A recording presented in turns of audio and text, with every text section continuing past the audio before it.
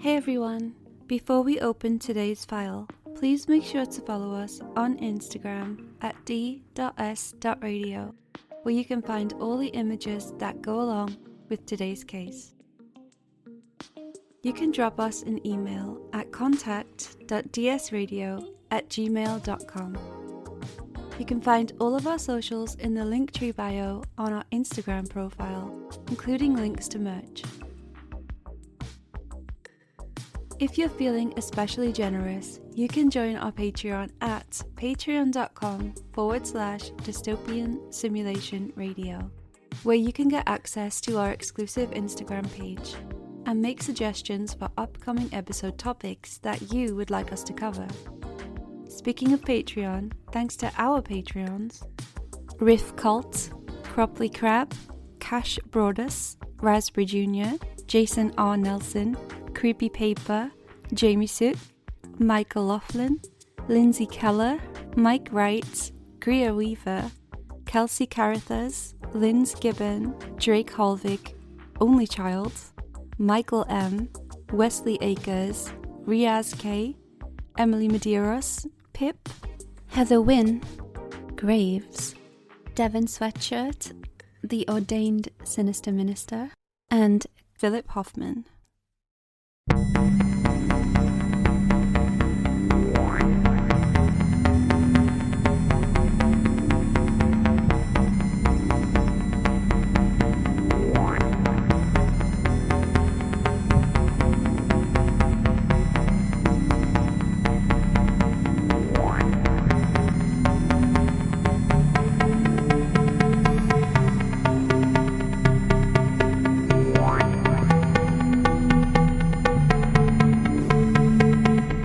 Hi everybody and welcome to Dystopian Simulation Radio. My name's Chris.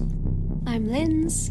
And welcome everybody to our show today, and especially we'd like to welcome all of you Generation Yers. Is that how you say it? What, Yers? Yeah, why not? I don't know what they call their, I don't want to say fan base, but I don't know what they call their audience, but Gen Yers, let's go with that. Yeah. Yeah, so Justin and Erin were kind enough to promote our show in their last episode, or maybe the episode before by the time you hear this. But yeah, and we have a lot of new people coming our way. So hello to all the new listeners. By the way, if you don't know, I blog for the Generation Y every Tuesday at genypod.com, and I also research for them. So that's the connection, if you're wondering. I mean, it's so cool of them to do that. We had no idea that was coming. And then we were just kind of like looking just normally at our stats. And we were like... just checking them by the minute, by the hour. But no, I'm kidding. Just like, what the fuck is going on with these stats right now?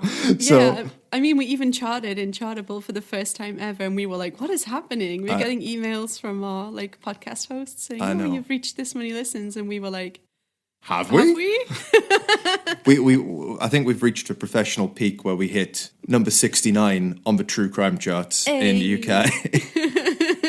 To everybody who is coming over from Gen Y, thank you so much for listening. We'd really like to encourage you to stick around. So if you wouldn't mind following us on Instagram at d.s.radio. You can also follow us on Spotify, on Apple Podcasts, on Stitcher, whatever it is you listen to our podcast via. And hey, if you like us, rate us 5 stars. And if you don't, keep it to yourself.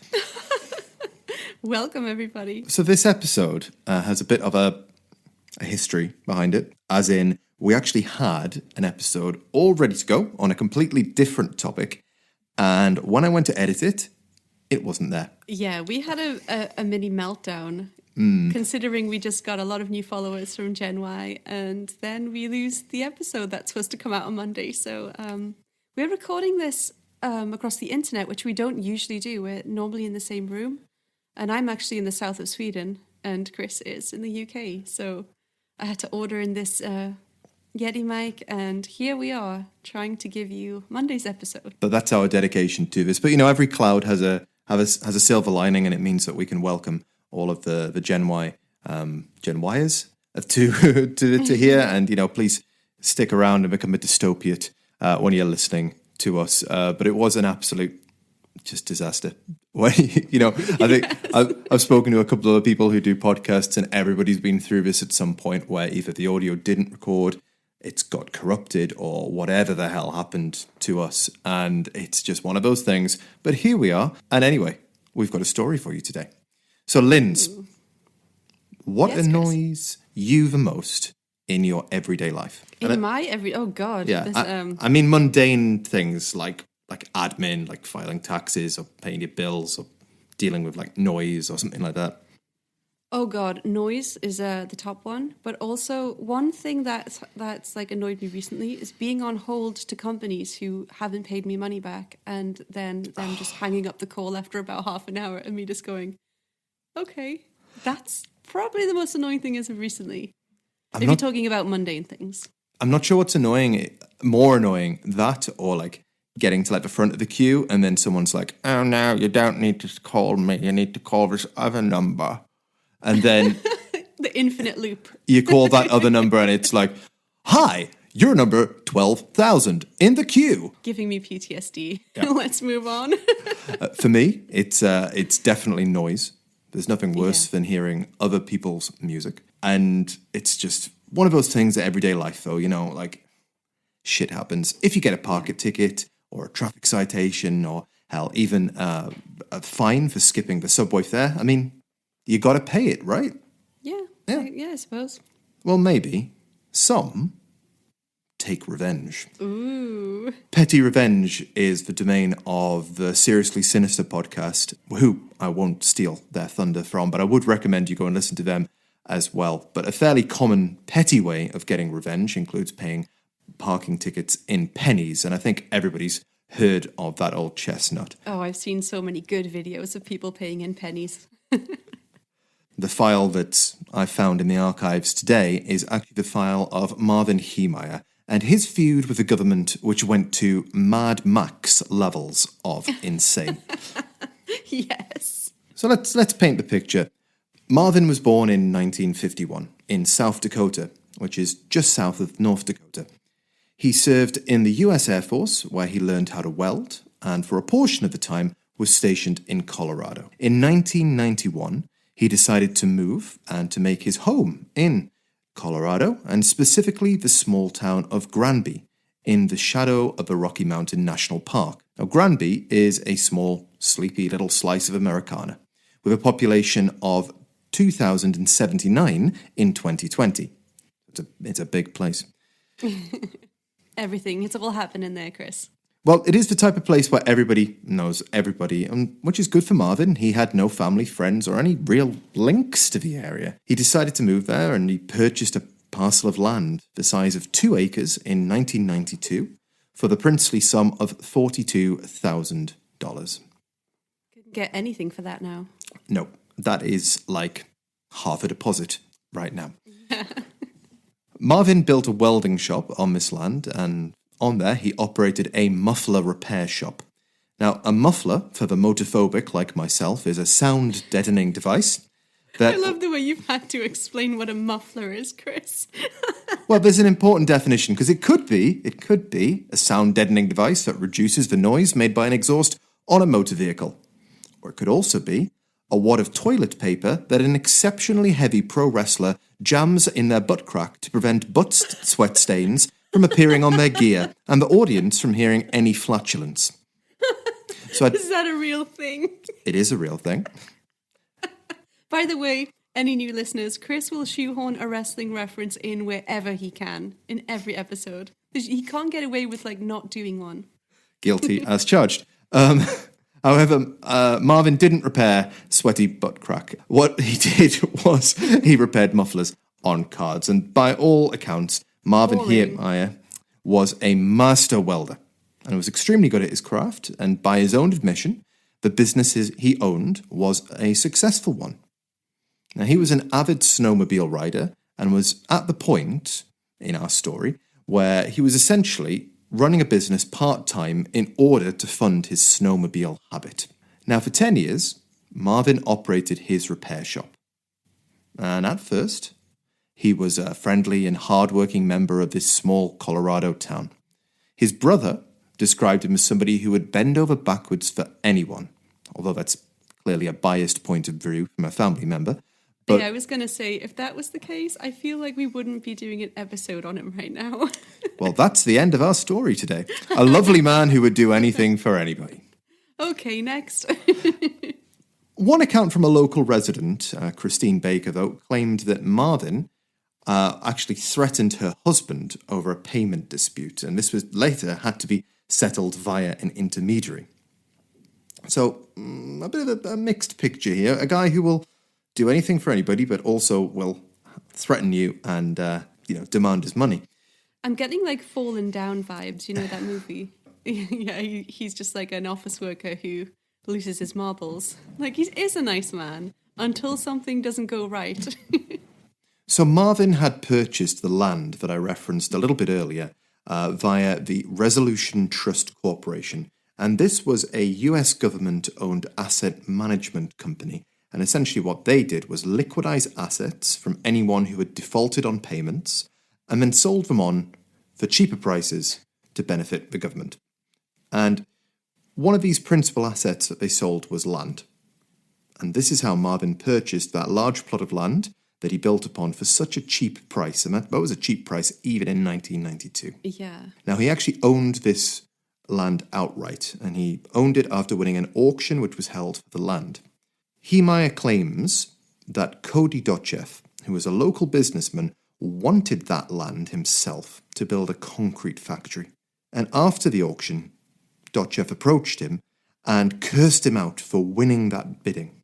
Rude. Well, if it Should have happened. bid more. Now, Dotchev is undoubtedly a prickly character. Nobody takes issue with that, but absolutely nobody corroborates Marvin's versions of events. Regardless... Oh, they're saying he made it up? That never happened? Yeah, pretty much. Oh, okay. This seems to have been the inception, in Marvin's mind at least, of their rivalry, and also a rivalry with the town that he viewed as corrupt and an old boys club centering around the Thompson family. And the Thompson family owned much of the land in Granby, and Marvin became increasingly bitter over time, feeling the governmental red tape was too much to bear. So I'll get into this a bit now. But before I do, Linz, what's your thoughts on this so far? We've got a guy who's bought some land, is supposedly entering into a feud with a local concrete merchant for no apparent reason. I feel like, would he bother making that up? I mean, I get what you mean, like, he's moved to this small town. He doesn't know anybody. It's quite weird to me that he just decided, yeah, I'll move there. Like, he has no connections to it. And then he gets there and, like, I want to say that he's, like, paranoid or something. Because obviously I feel like this story's going to go ham in the other direction here. But I feel like you do get that kind of thing in small towns where, like, you know, a family might have a monopoly over, like, all the businesses and stuff. And they might not want you encroaching on their territory or earnings, but the fact that people said that he just made up that whole part about having a little dispute after winning the auction is kind of strange. It is. Yeah, I'm interested to see where it's going. Just you wait. I know it's going to be something insane because you're telling me the story. So, I mean, I think just to answer your question, I think the reason why he moved to the town was for the snowmobiling. I think like he loved it that much. I think so. I think he was stationed in Colorado when he was in the army, although not in this town. Got into snowmobiling and then wanted a place where he could go snowmobiling easily, and this is one of those towns. All right, so let's see where it goes. So in 1998, the land directly adjacent to Heemeyer's land was spot zoned by the town's zoning committee as a site for Cody Dotchev's concrete factory. Marvin and local residents were up in arms about the noise and the dust that would be created by the plant, let alone the fact that it would block most of the access to Marv's shop. Oh, that is so annoying, honestly. I mean, that's a legitimate gripe to have. Especially if you hate the other person and they're right next door to you, just being like, woohoo, doing my concrete. I mean, I think pretty much that's what Cody kind of did. He was like, okay, well, if I can't have that bit of land, I guess I'll just buy the bit of land next to you. That is so petty. Like, honestly, now I'm starting to feel like him, like, berating, what's his name? Marv. Marv, him berating Marv after the auction could be true because this is some petty stuff. Oh, it's going to get more petty, don't worry. I know it is. So the sewer board, which notably included some of the members of the Thompson family, insisted almost immediately from when the land was purchased that Marv connect his land to the sewer main. This seems reasonable. Yeah. Yeah. The problem was that this would cost Marv upwards of $80,000 to do this, and he was not prepared to do that. Oh my God, that's like double what he paid for the land. Now, the other problem is that he put this off for so long that at the point where they were saying, you have to do this, you literally have to do this by law, the closest connection to the sewer line was right through Cody Dotcheff's land. Of course it is. Of course it is. The city, over the years, began to rain fines and sanctions down on Marv with increasing intensity, and he responded by suing the town.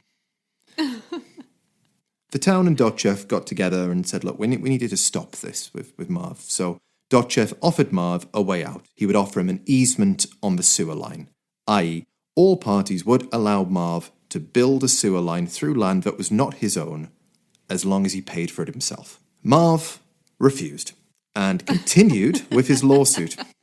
And he went all the way to the top, only to lose and be told that he just had to connect to the damn sewer line like everybody else in the United States of America. Now, one thing to note here, it is actually estimated by this point in his lawsuit, he had put more than $80,000 into fighting the case. I was just about to say, how much is it to sue a town? Surely it's over $80,000. It's quite a lot of money. It's quite a lot of money. This is really petty. Now, Cody Dotcheff had been offering, almost since the beginning, to buy Marv out of that land. Marv decided after losing the case that he would ask for a cool $250,000, or 6 times what Marvin paid for the land originally. A good deal, right? Yeah. Dotcheff agreed. Oh, okay. He said, yeah, okay, fair enough, right, sweet, we got this done. He really hates Marv. Yeah. And Heemeyer then went, no, changed his mind and upped the asking price to $375,000. Oh, okay. Dotcheff said, okay, let's just get this done. Oh, all right. I didn't expect that at all. No, he didn't. And this is maybe painting a picture that Dotcheff might not be quite as unreasonable as you think here. Marv then turned around, presumably much like Dr. Evil, and demanded $1 million. At which point, Cody Dotcheff went, I'm out. Yeah, exactly. I mean, this guy's really taking the piss now. Now, everything went silent on the sale of the land until from 2002 through 2003. So bear in mind that he bought this land in 92. So this has been going on for the better part of 11 years at this point. He must be so tired. You know when you hold like a little grudge against somebody? It's like that times 100. Yeah, it wears you out. I would take what was it, 370,000? Yeah. I would take that and be like, right, I'm going to go buy some land somewhere else. See you later. Whatever. There's other places you can snowmobile in the US, I'm sure. Oh, 100%. I mean, to be fair, if anybody wants to donate us $375,000, you can just go to our tip jar, which you can find on our link tree in the Instagram profile. And you can feel free to, do that, or just the price of a coffee in your country, whichever, simple. Nice, Chris, nice. So eventually, in 2003, Marv closed his muffler shop and he auctioned off nearly everything, left with pretty much only his land and the buildings that sat on it. He was approached by Travis Boosie of the Granby Trash Company to use the land and the buildings to store their trucks close to the town. Through the negotiations, Boosie eventually moved on from looking to lease the land and eventually made an offer of $400,000. Marv accepted, and Travis purchased the land from him. Marv just had one condition, that he was allowed to lease back one small building on the land in which he could work on his projects, presumably snowmobile modifications. I was about to say, his projects, I feel like this would be like a man who had very strange projects at this point that That may involve his rival. Well, he was known in the town as the snowmobile man. They said, Starting to get that picture. yeah, there was a group of them that went out snowmobiling, and he had pretty much customized every single snowmobile to be more suitable, give them fenders and things like that, so they could that's kind of cool, brush away actually. trees. And he was seen. It was like if you want to get into snowmobiling, go see Marv. He'll sort you out. That's cool though. So he did have like some connections to that town, and people did like him. And eventually, I mean, he was in a relationship with a woman in the town. Ooh, Marv. He had friends. He had a group of people he would go out with. He had a successful business. He might have gone there with nothing, but by this point in the story, on the surface, he's got everything that one might think you would need. Exactly, and like so far he's just got like a small issue with another guy in town, a little bit of a grudge, which it's not some people do have. It's not an unusual thing in a small town, or hell, in a big town. Yeah. Now, one small note on the fact that the land was purchased by Travis. Supposedly, the next day it was hooked up to the sewerage system. Finally, yeah. So you can see how much effort they were going to have to go to on this in reality. Now, Linz, so far we have talked about a lot of red tape and a man who feels that he's been very wronged by the town. Still, he's come out richer than he started this ordeal. So does it surprise you to find out that what happened next was that Marv moved to Alaska, where he could go snowmobiling year-round? I was going to suggest he moved to Alaska. I mean, it's a shame that you weren't around, because that's exactly what he didn't do. Damn it. I was going to say, move to Alaska, no people, no problems, probably don't care about your sewer lines, and snowmobiling. Yeah. Okay, so Marv didn't do what we probably all thought that he should. No. Oh, God, what did you do? Marv, what did you do? Any guesses? Any guesses? I feel like he set fire to his rival's concrete factory or something.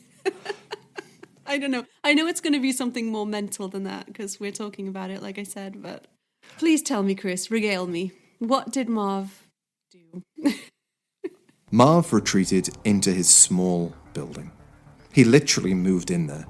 Bed, TV, food, everything you could need. And he began to get to work. A couple of years prior, Heemeyer had purchased a Komatsu D355A bulldozer, and he began modifying it. Oh my God. You're kidding me. Why do I feel like this is going to be a death machine or something? He welded 2 layers of 1/2-inch steel onto the carriage, with spaces in between. He filled those spaces with concrete. And He didn't get the concrete from his rival, did he? I really hope he did. I couldn't find this information out, but I was really hoping he was just going and nicking bits off the side of the concrete factory. It sounds like he has. It sounds like he did. Oh God. Okay. Steel, concrete, right? And with this, he created his own do-it-yourself military armoured car. Oh my God. In some places on the bulldozer, the armour was over a foot thick. Holy. He wired up cameras to the outside of the vehicle, complete with compressed air, to clean the screens of any obstructions, and this is how he would pilot the vehicle. He would pilot? Oh, via So the cameras? He couldn't see out. He had completely encased this thing in cement and steel, so the only way to pilot it was via CCTV cameras. That is insane. That's like a video game. Exactly. For real. Oh my God, that's terrible. Well, I mean, he really thought this out. I mean, I mentioned the compressed air there. So essentially, he's thinking, I'm not going to spoil where this is going, but at some point, those cameras might get blocked. They might get debris of some kind on them. So he had compressed air just beneath the camera to essentially be a windscreen wiper and blow away the debris from the screen. Now that is a lot of premeditation. My God. So he also fitted the behemoth with several holes in the armour, just wide enough for the barrel of a rifle. And they were fitted on each side of the device with giant sniper rifles. He began methodically transferring all of his assets to his father's name in order to give it to other members of his family. He really had everything covered, didn't he? Yeah, he's going to do something. Well, obviously he's doing something crazy. He's got peepholes of destruction with rifles poking through them. Basically an armoured tank. That sounds like a fucking mashup of Megadeth songs. Peepholes of destruction. Do you think he was playing some Megadeth or some Slayer in there? Almost I bet certainly. He was. You got to pump yourself up. Like, I'd love to know what he was listening to. I guess he's going to go on a rampage and get his rival. I don't know why you need an armored tank. Oh God, he's gonna destroy everything, isn't he? He's gonna destroy everything. I was like, why would he need that just to kill his neighbor at the concrete factory? Then I was like, oh my God, he's going to war. He's literally going to war. So he was at this point penniless, and he sat down to record his thoughts on audio tape for 2 hours, 42 minutes, and 50 seconds. In these tapes, Marv is bitter, angry, and just frustrated at the town, and he truly believes that he has been the victim of an old boys club conspiracy. He also believes that he is a true patriot and that God has put him on earth to get even with them. Oh my gosh. Is he suffering from some kind of delusions at this point? Or did he have a history of like... Not that I could find any information on. I mean, he's clearly not, You can't be in your right mind if you're doing this, is what you're trying to say. Yeah, pretty much, but there also doesn't seem to have had any hallucinations or visions. He just believes that he's been put here for one purpose and he's given God every opportunity to not have him do this. Yeah, it's like a conspiracy theorist who's like, okay, God, give me a sign if this isn't the right thing to do. And then, like, lightning strikes the tree and he's like, okay, I guess I'll just go ahead and do it. Now, if you fancy some truly easy listening, all of those 2 hours, 42 minutes and 50 seconds of Marv's tape are freely available online. And they are quite a fascinating listen. I wouldn't put it on as a bedtime story for your child, but do give them a go. On June 4th, 2004, Marv revved up the dozer and he pushed the accelerator forward, bursting out of the garage, and made a beeline for the concrete plant that he viewed as the ignition source for all his pain. Oh God, please tell me the guy wasn't in there. He ploughed straight into the side of this massive building and levelled a huge section of it. Damn. He then moved to the next part and the next part and the next part, using the giant bucket on the front of the bulldozer to shred through brick and mortar like a hot knife through butter. Mouths agasp, the employees could not believe what they were seeing. Jeez. It is armoured tank that probably looked something like his customised snowmobiles. They probably knew who it was on site. Well, Cody Dochev knew who it was straight away. Yeah. What did he do? He reached straight for his six-shooter and began laying bullets into the bulldozer. You're kidding, this is like a movie. Unfortunately, not a scratch was made on the bulldozer, and employees tried to throw debris and metal poles, bits of concrete, anything they could into the treads to try and stop the bulldozer from moving, all to no effect. In a scene reminiscent of, that bit in Aliens where Ripley gets into the mech suit to fight the alien queen, Yep. Cody Dochev re-emerged in his own bulldozer, shouting, "Get off her, you bitch!" and locked horns with Marv. He was trying to...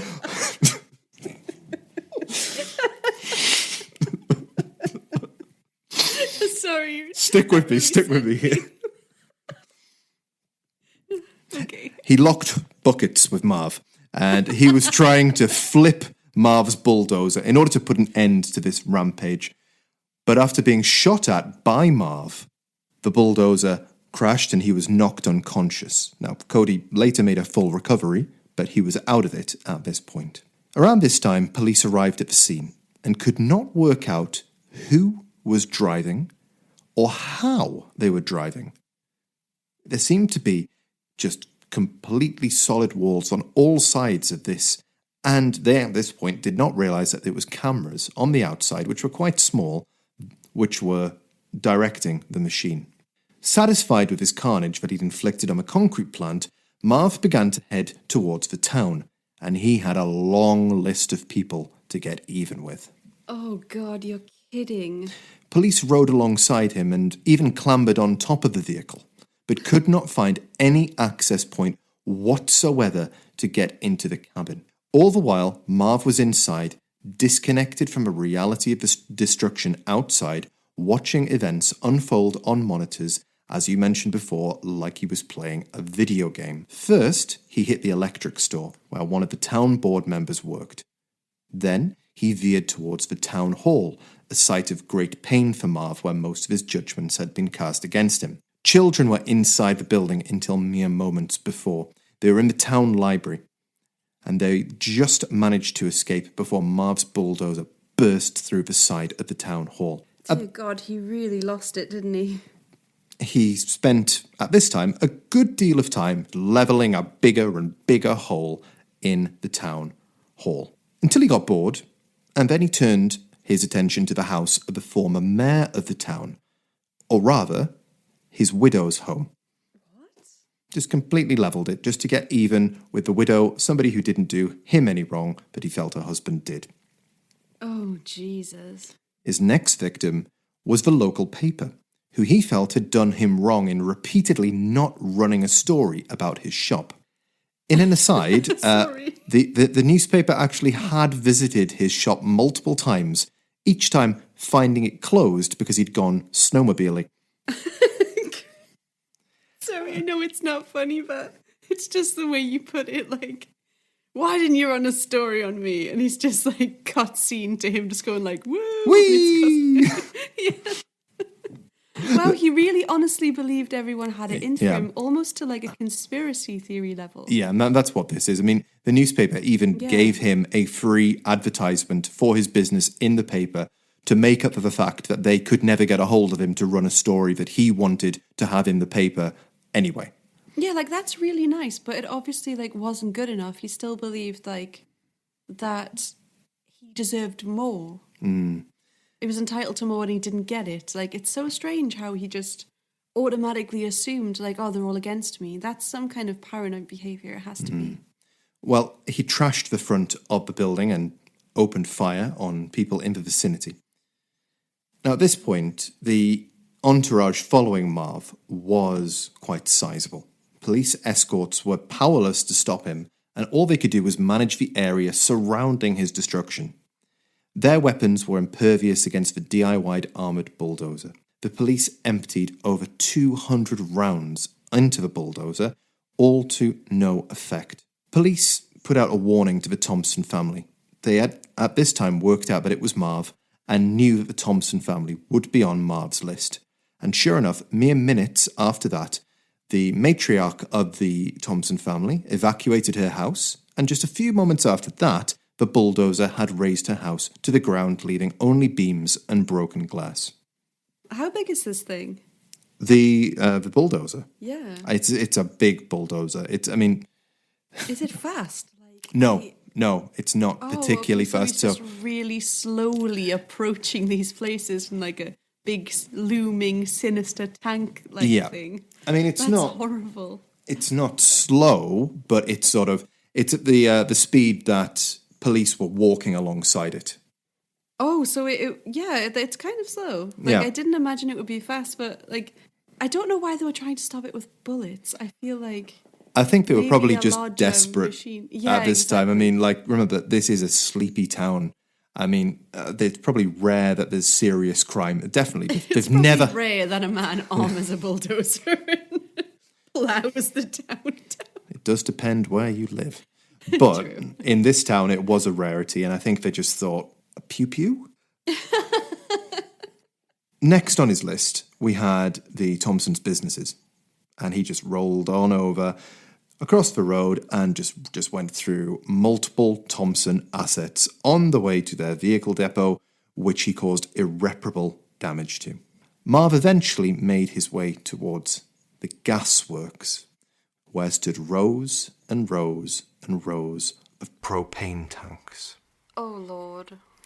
Marv began to fire incendiary rounds from his rifle, trying to ignite one of the tanks, which would cause a chain reaction, and if he'd been successful, would have levelled a huge portion of the town within the blast zone.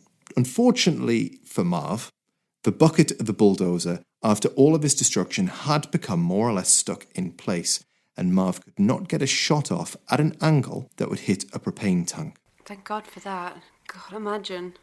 After some time, he gave up and began heading back into town, where he then encountered several scrapers. Scrapers are basically giant bulldozers, and they are designed to scoop out huge chunks of earth at the time. So when you need to, lay foundations, you need to clear the dirt out of the way of quite a large thing for like a shopping mall or something like that, you use a scraper. Yeah. So he encountered two of these that had been deployed by some people with goodwill in the town to try and stop him. They were absolutely no match for Marv, who in his incredibly heavy bulldozer could not be moved and simply pushed these two scrapers out of the way with extreme ease. At this point, the state had been alerted, and the governor, Bill Owens, reportedly considered authorising the National Guard to use an Apache attack helicopter or a two-man team to launch an anti-tank Javelin missile at Marv in an attempt to stop the rampage. Ultimately, it was decided quite quickly that a missile strike on US soil was probably not the best move in a residential neighbourhood. I was about to say, this town is probably going like, what the hell is happening? And besides, at this point, Marv was running into some issues. All of this work was coming at a cost, and the engine of a bulldozer was under tremendous stress, and it began to overheat as he ripped into the Gamble's store, which was run by another town council member. Losing power fast, Marv was helpless when one of his treads got stuck in the basement of the Gamble's store. And suddenly, for the first time in several hours in the town, everything went quiet. Police pulled back to await Marv's next move. They expected the worst, and at this point they were thinking that a heavily armed domestic terrorist was going to pop out covered in armour and begin taking the fight on foot. But instead, a single gunshot rang out. Oh, that's kind of what I was expecting to happen. There's no, he walled himself in. It's basically a big armoured tomb at this point. Marv took his own life with a .357 handgun after making his point on the town. SWAT teams finally showed up and attached several explosives to the side of the vehicle, which had no effect whatsoever. Wow, really? It's amazing. Just taught everybody how to make an armoured tank. Chris. Please don't. Yeah, please don't do that. It's really interesting. You can make like concrete, planters and stuff, man. Like much nicer stuff out of concrete than like this death machine. Why not a plant pot? So it took them until the next day until they were able to gain access to the vehicle, and they did this by cutting a hole with blowtorches in an exhaust fan. Inside, they found Marv dead at the controls. Oh, poor Marv. I actually feel kind of bad. I know he did some horrific things, but I feel really bad for him. All in all, the total damage caused was over $7 million. And Marv, in one last act of revenge that we referenced earlier, had given away all of his assets, so almost nothing could be recouped from his estate. Yeah, he knew that was going to happen, though. Well, that's why he'd given the money from the sale of his property to his now deceased father, who'd given it to his wider family, and just putting as much distance as possible in the paper trail for the cash. The town looked like a war zone on the 5th of June, with buildings destroyed and helicopters circling the area. This was not something you were expecting to see on US soil. Despite the fact that the event is often known as Killdozer, ultimately the only victim of the rampage was Marv himself. Now, some hold him up as an American hero, pushed too far by the city hall and taking matters into his own hands. Online, you can find countless people taking Marv's side and making him into a martyr or a martyr. And Chris, come on. I'm willing to bet that at least somebody comments on our post about this episode that he was. And if that's your opinion, that's fine. It's certain that the only reason that nobody died was sheer blind luck. Oh. Yeah, I was about to say, it's great that nobody died, and that's probably why people feel comfortable, like, saying he's some kind of folk hero, you know, like against the man or whatever, but it would have been a lot different if those kids hadn't have evacuated the building. Exactly. Yeah, that would have been a different story. I mean, perhaps the god that Marv felt had commanded him to take revenge was actually looking out for the other townsfolk that day. Remember, if Marv had let off just one of those incendiary rounds and it had managed to hit one of the propane tanks, it would have caused a fireball and a chain reaction, and it would have killed hundreds at the very least. Yeah, and that was his goal. So now, in one last pang of irony, Marvin Heemeyer's rampage made international news for a day. Oh. As the very next day, former US President Ronald Reagan died, and all of the media coverage shifted away. Now, what happened to the bulldozer, I hear you ask? What happened to the bulldozer, Chris? I thought I heard you say that. So it was scrapped by the town, and it was the metal from it was scrapped to as many different scrapyards as humanly possible in order to prevent souvenir hunters. Oh. So it was like literally... Oh, yeah, I never considered that people would want a piece of the Killdozer. It was literally like cast to the edges of the Seven Kingdoms to stop people doing this. Item. Yeah. Several residents, including the Thompsons, interestingly, feel that this was actually a mistake. And what they should have done was opened a town museum, of which the centerpiece would have been the Killdozer, and charged money to recoup some of the $7 million of damage that had been caused to the town, which is an interesting way of looking at it. Yeah, I mean, to be honest, like, nobody died and they survived. Maybe they felt like it was a win. And I guess, yeah, people probably would have come to see it, because if they're going to hunt scraps of the Killdozer, they'll definitely... There's people out there who probably would want to see it in real life. I mean, people go to all sorts of like strange true crime sites, and like, I don't know, what do they call it? Like dark tourism or something. Yeah, it's exactly dark tourism. And so, Linz, what do you think about this? Before we kind of wrap this up here, what do you think about Marv and his story? Well, I mean, I would like to listen to his audio and everything, and maybe read a few articles before I formed any kind of opinion on it. But from what you've told me, it seems like a man who felt... I think he had, like I said at the beginning, like that movie Falling Down. It kind of reminds me of that, like somebody who's just going about their regular life in a small town, and then a series of small things happen, and it kind of snowballs, and they, I don't know, just go mental, basically. Yeah. I mean, I can't imagine...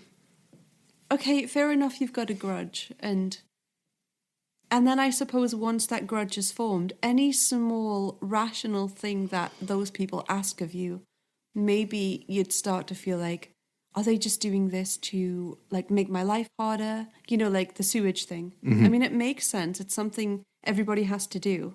But he was like, that's double the value of my property, and they just want to do it to get back at me or something. He started to sort of feel persecuted. Like otherwise people would have been like, yeah, that's normal. Yeah. I guess I do have to do that. He kind of turned it, he looked at it through a different lens, you know, as if he was being attacked by everybody, which makes me wonder if he had some kind of issues, you know?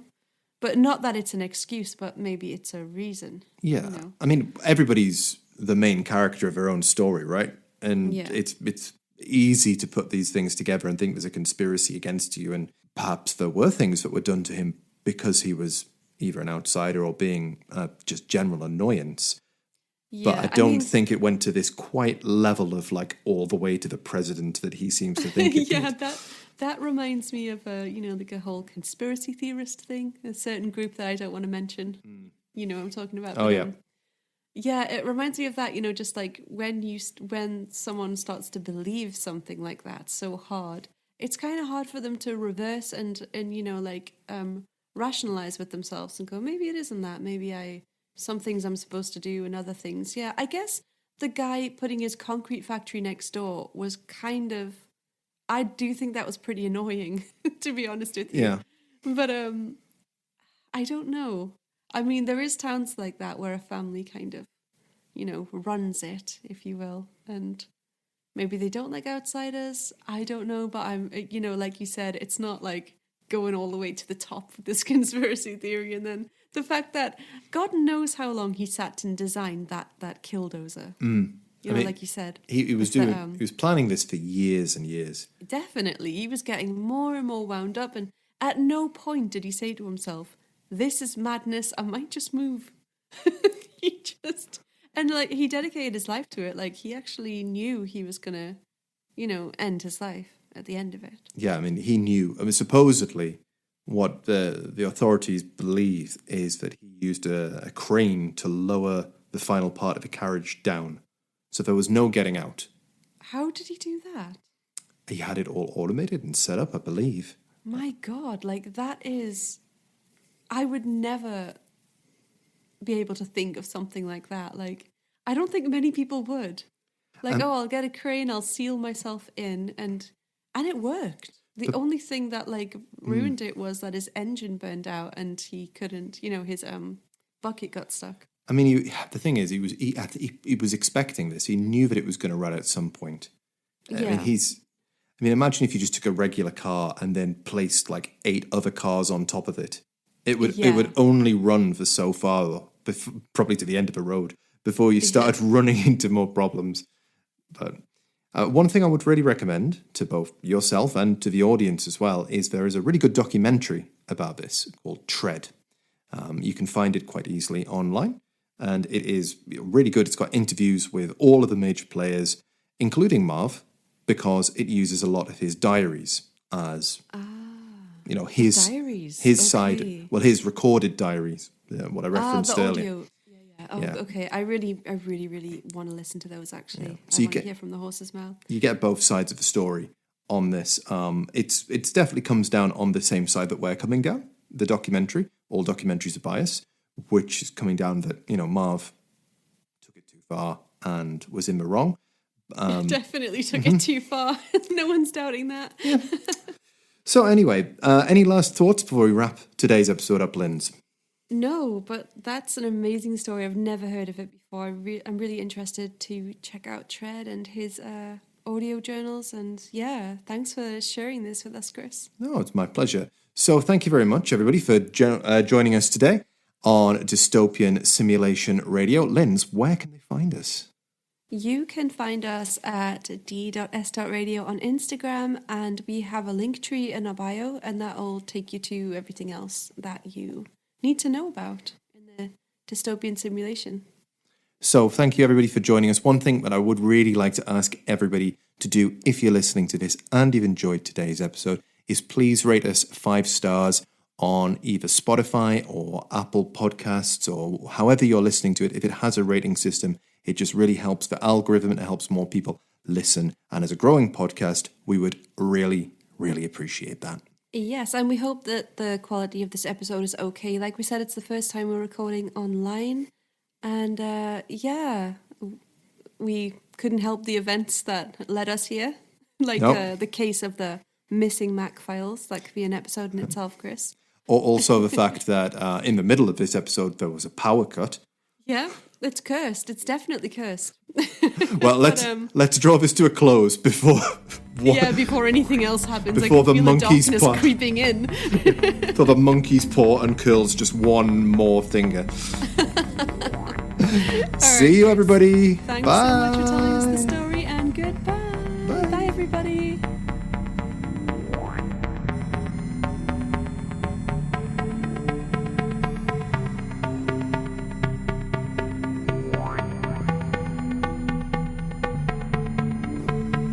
Hey everybody, quick update from me. The rest of this episode won't be edited to quite the same level because my wife's waters have just burst. So I'm going to go to the hospital now. Join us next time.